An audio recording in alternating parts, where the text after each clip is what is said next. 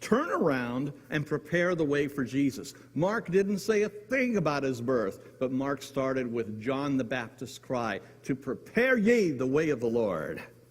Matthew wanted us to confront, rather than to ignore, the realities of this hurting world that we live in.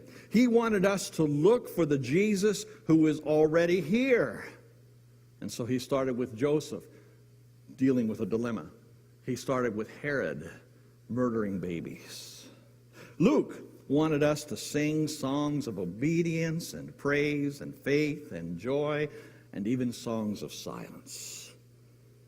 And today, on this Christmas after Sunday, or this Sunday after Christmas, and this last Sunday of the year, let's look at John's gospel portrait of God, who literally came to his creation to save it. It is no less than one of the most beautiful works of art that has ever been created.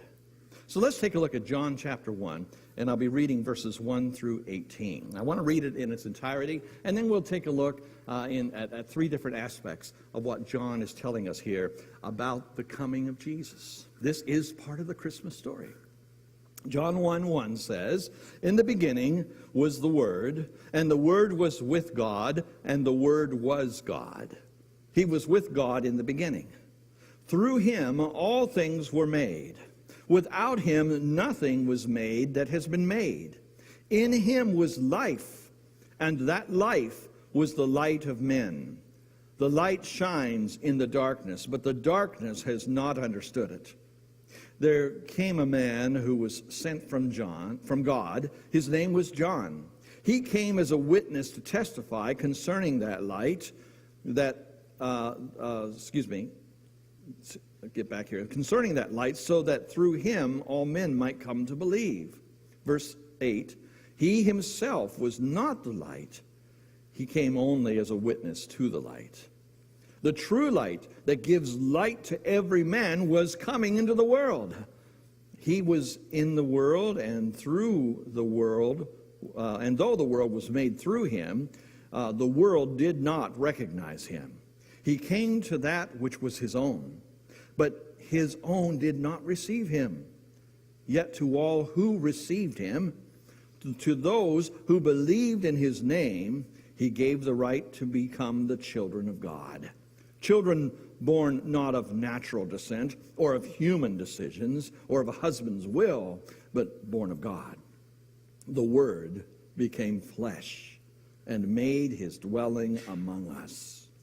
We have seen his glory, the glory of the one and only, who came from the Father, full of grace and truth. John testifies concerning him. He cries out, saying, 'This was he of whom I said, he who comes after me has surpassed me because he was before me.' And from the fullness of his grace, we have all received the blessing after another.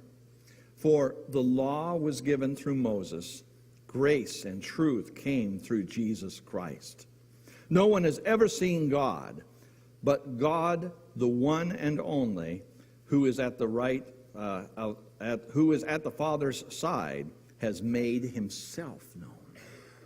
Yes, this is part of the Christmas story. As you read through it, you might try to figure out what's John trying to say. But it is a beautiful piece of art because, first of all, John declares that Jesus' light pierces the darkness. John begins this letter with the coming of Christ, the same way that Matthew began his letter, the same way that Luke began his story. But he doesn't tell us of Bethlehem. He tells us of the eternal Christ who came to inhabit the earth. John began with a wide-angle lens, a wide-angle vision of the Word's power and the Word's prestige, and how he focuses this finally to when the Word became flesh. In the beginning was the Word, and the Word was with God, and the Word was God. And then finally he says the Word became flesh and dwelt among us. His name is Jesus Christ. In many ways, the opening of John's Gospel parallels the opening of the Bible itself. Aren't those the same words we see in Genesis 1? In the beginning. In Genesis 1, we are told about the beginning of the world. In John 1, we are told about the beginning of Christ and how he came to be one of us. In both places, there's darkness. But in both places, when God speaks, "Let there be light," the darkness runs away. Jesus is the light of the world, and his light so powerful that the darkness cannot overcome it. This theme of light shining in a dark place is introduced in these opening verses of John, but it keeps popping up all through the rest of John's story of Jesus' life. In John chapter 3, Jesus encountered Nicodemus under the cover of darkness, because Nicodemus was a secret follower of Jesus and didn't want people to know. And Jesus said, "You're coming to the one who is truth and the one who is light." In John chapter 8, when Jesus taught in the temple, he called himself the light of the world. And soon afterwards, he healed a blind man who had no ability to see the light.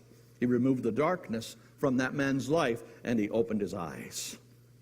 Prior to raising his friend Lazarus from the dead in John chapter 11, Jesus challenged his own disciples to walk in the light of day so they will not stumble at night. And in John chapter 12, Jesus entered Jerusalem during the final week of his life, and he called his followers to believe in the light so that their lives might reflect that light. This is great news for people whose lives have been engulfed in darkness, for people who have been threatened by evil.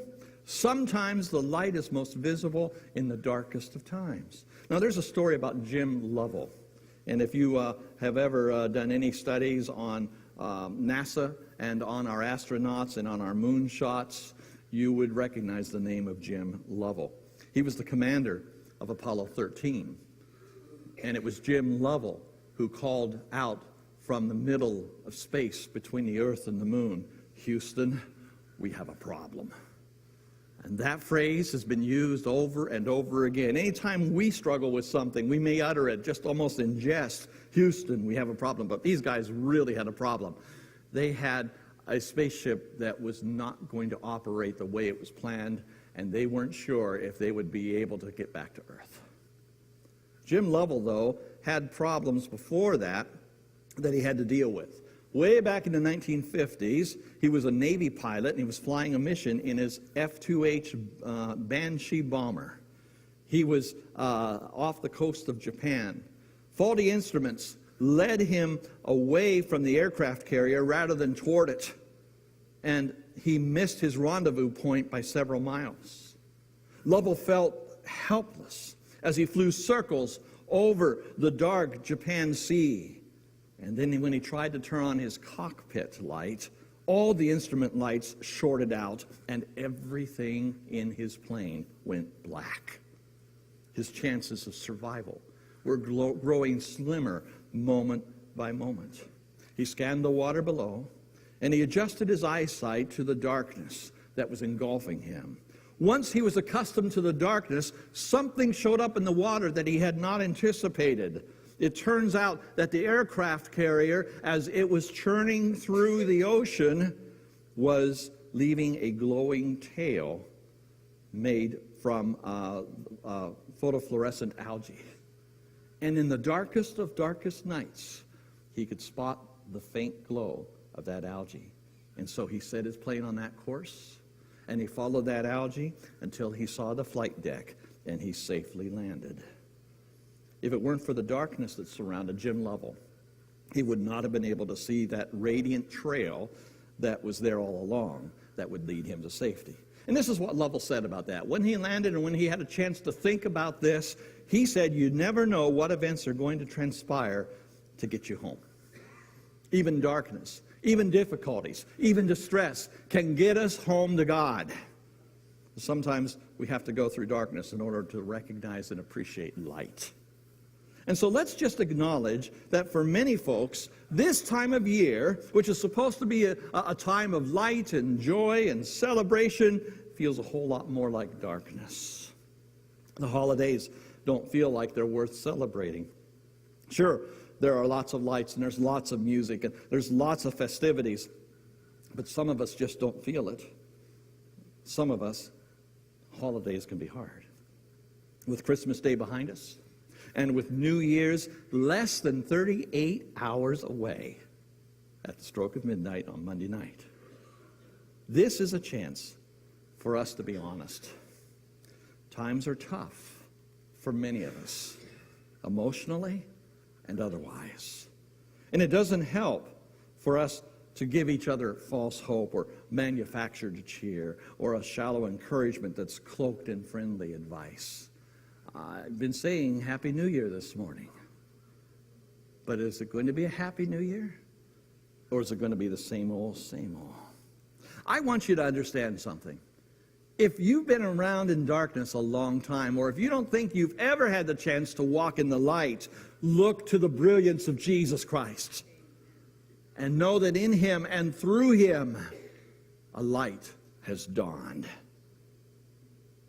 This is what John is telling us.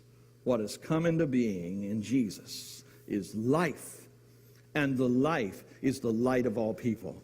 The light of Jesus shines in the darkness, and the darkness cannot extinguish it. It can't put it out. And so let's appreciate the fact that Jesus' light, His radiant light from God, can flood our souls. We simply need to acclimate ourselves to look for Him and to see His brilliance. But secondly, from the passage we've looked at here in John's opening remarks to his explanation of the life of Christ, Jesus' light floods our souls. In John's prologue, it's pretty evident that the writer was less concerned about how the Word became flesh, because he didn't tell us about Bethlehem. He didn't tell us about the genealogy of Jesus. He didn't tell us about angels or about John's birth. But he was more interested in telling us why the Word became flesh. Why did Jesus become light to us? Now, if we spend our time wrestling over how exactly God became human in Jesus, we are going to miss completely John's story. John's story is not how God became human, but John's story points to and zeroes in on the fact that God has touched us, and He's touched this earth in the form of Jesus to save us from our suffering, to save us from our sin, to get rid of our despair. Jesus was not born into a world of holiday cheer. We make Christmas such a wonderful time of the year, or so we think. We have our jolly displays. We have our widespread goodwill. But Jesus entered a world of dirty and crowded city streets. He entered a world of inhospitable innkeepers. He entered a world where people were paranoid and where there was a murderous king on the throne that was going to save his spot in history, even if he slaughtered babies. Jesus entered a world where citizens were hopelessly oppressed. And as Jesus experienced humanity, as He became one of us, He Himself would experience the sting of a loved one's death. Do you remember when John the Baptist was beheaded? Jesus needed to get by himself. Why? Because he was experiencing the loss of someone who was close to him. He needed to mourn. Jesus experienced the heartbreak of a close friend's betrayal when Judas turned him over to his enemies. He experienced the exhaustion of keeping up with this crusade he was on for 3 years, and he slept, and slept so soundly, even a storm would not wake him up. Jesus experienced the backlash that comes from speaking the truth. He told the truth. He wasn't going to back away from the truth. He spoke the truth in love, but there were people who would not receive it and instead decided he needed to be shut up by killing him. And Jesus experienced the agony of suffering that accompanied his own torture and his own death. You know, when we light a candle, our eyes are drawn to the flame.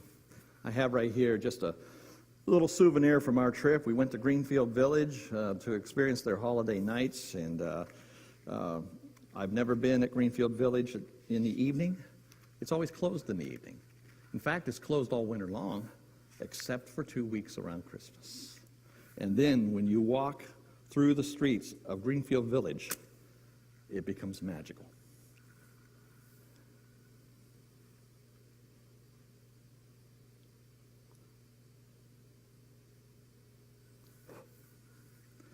What I have here is just our little souvenir that I picked up.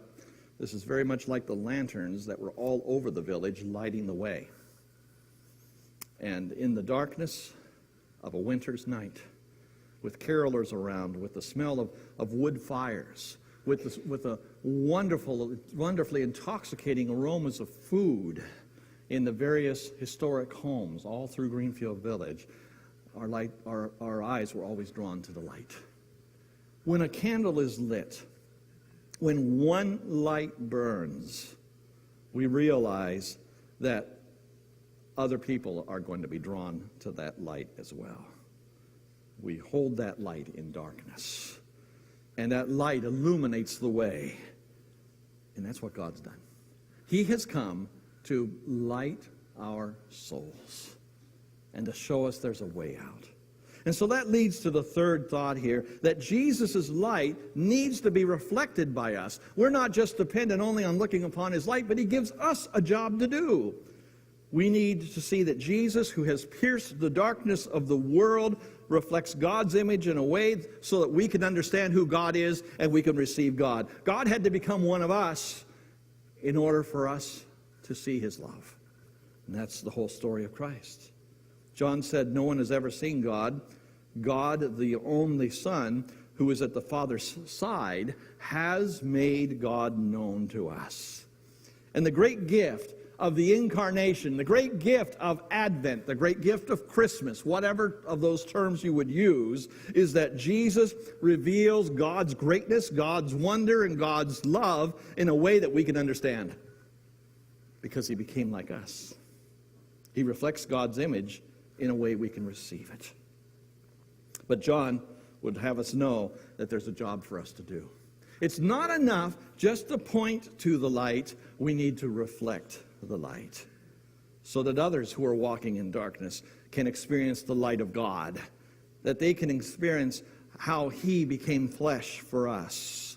We need to mirror Christ the same way that the moon mirrors the sun. There was a beautiful full moon here this past December. Wonderfully full moon. And I believe on the first day of winter, we had a nearly full moon that was huge in the sky. And it was beautiful to see. That moon is only reflecting a portion of the sun's light. But we appreciate it, and we draw near to it, and we look at it with awe. And you know, that's what it is to be a Christian.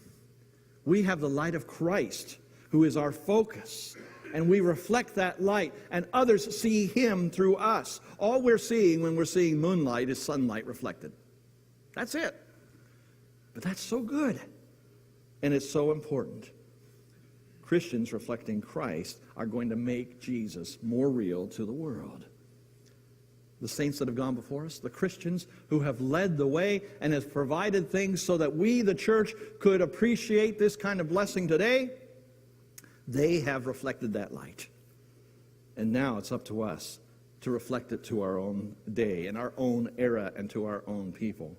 We're told in the book of Hebrews that we are surrounded by a great cloud of witnesses. All these Christians who were able to do their utmost so that Christ would be honored and people would see him. And now we are running the race. We are persevering in our faith. It's time for us to reflect the light. We need, as followers of Jesus, to have the opportunity and the responsibility to share that same light with others. And so as Christmas fades and as a new year begins, we need to understand that we still and can and should and must show the glory of God to other people. Those who live under the cover of darkness, like Nicodemus in chapter 3. Even if they're living under the darkness of shame, of guilt, of addictions, we can reflect the light of Jesus Christ, the light of forgiveness, the grace and the acceptance of God.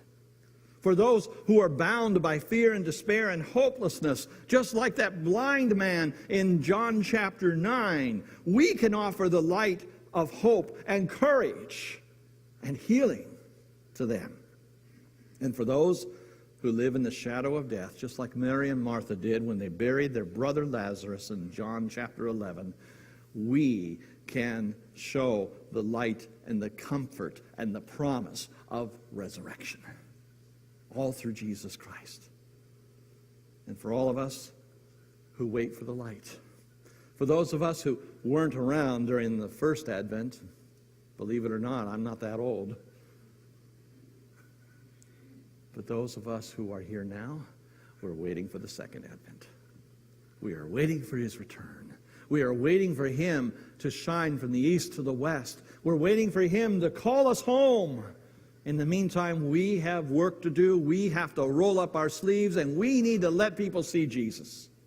We need to help people know that they don't have to become so accustomed to the darkness that they flee from the light, but instead they're attracted to it, and they're drawn to it because it gives us hope and warmth and direction and purpose and peace. The one we have been waiting for is already here because of the light of God. His name? He is Emmanuel. He is God with us. He is the light who shines through our shadows. He is the hope that will not fade. He is the peace that cannot be fathomed. And he is love that will not let us go. He will not let us go. And as Jesus has shined upon us, it's time for us to shine for him. To let his light be seen in this world. That's what he counts on for us to do.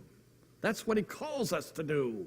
We have a whole new year ahead of us. And yes, at the end of 2019, we're going to be saying, man, what a bad year. Don't we do that every year?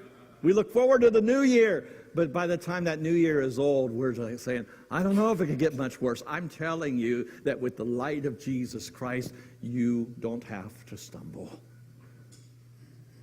But you receive the light only to share it. Would you receive Christ? And would you shine for him? We invite you to come to Christ today. What better time of the year than the last day of worship in 2018, just before we greet a new year, to say, I now have a new life. And my life reflects the light and the brilliance of Jesus Christ. You can have that kind of peace and that kind of hope, that kind of mission, but you have to make your decision to follow Jesus. And if you haven't done that yet, we invite you to come to him. If you're already a baptized believer, but you want to be a part of the First Church of Christ, and you want to place your membership, we invite you to do that as well. However God is leading you, we invite you, because he is the light of the world, and we need to make sure he shines. Would you come this morning as we stand and as we sing this song together?